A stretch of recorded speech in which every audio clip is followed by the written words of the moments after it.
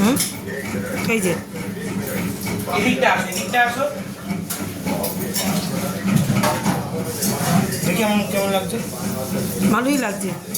এই যে দেখো বন্ধুরা, আমার ছেলে এই যে গপুর জন্য কেক বানাচ্ছে, এই যে ওরিও কেক, ওরিও বিস্কুট এনে নিজে নিজেই সব করেছে।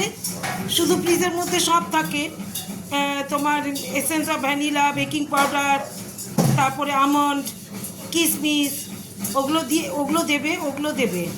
এই যে ঢালছে এখন, দেখো বাটিটার মধ্যে।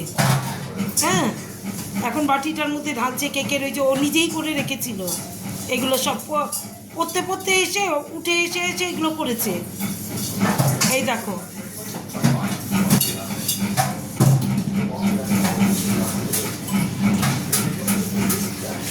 এবার হাত দিয়ে কাচিয়ে দিতে হবে ওটাকে। বাটিটার মধ্যে ঘি মাখিয়ে নিয়েছে আগে, যাতে কেকটা তাড়াতাড়ি উঠে যায়। ও দেখে আমি করি তো, ওই জন্মাষ্টমীর সময় এমনি গপুর জন্য কেক করি, ভেজ কেক। ওইটা গপুর জন্য ভেজ কেকই করছে। হ্যাঁ, গপুর খেতে ইচ্ছে করেছে এর জন্য। বাটিটা কাচিয়ে দে, বাটিটা কাচিয়ে দে। হ্যাঁ, এই দেখো,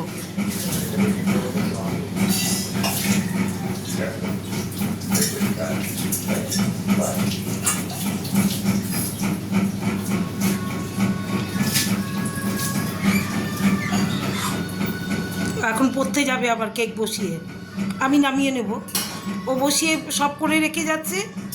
আমি গাটা ধুয়ে খেয়ে দিয়ে উঠে আমি নামাবো, হয়ে যাবে ততক্ষণে। এই দেখো, ও আবার রথতলায় পড়তে যাবে স্যার বাড়িতে, সামনে পরীক্ষা, ফাইনাল এক্সাম সামনে। এই দেখো, ছেড়ে দে, আর দিতে হবে না, আর আর কাচাতে হবে না, ছেড়ে দে, অনেক আছে। তাহলে এমন করে কাচাচ্ছিস কেন? একবারই কাচিয়ে নে। দেখো, তুই বসিয়ে নে কেকটা, তারপরে কাচিয়ে দে। আগে বসিয়ে নে,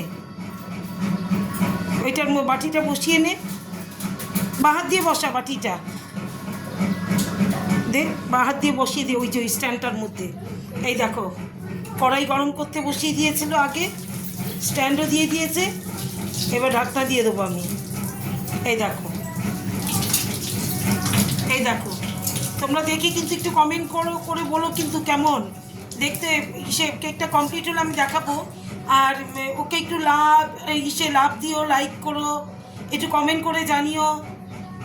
হ্যাঁ, তাহলে কি রাখলাম, আমি এখন গা ধুতে যাব, রাখছি।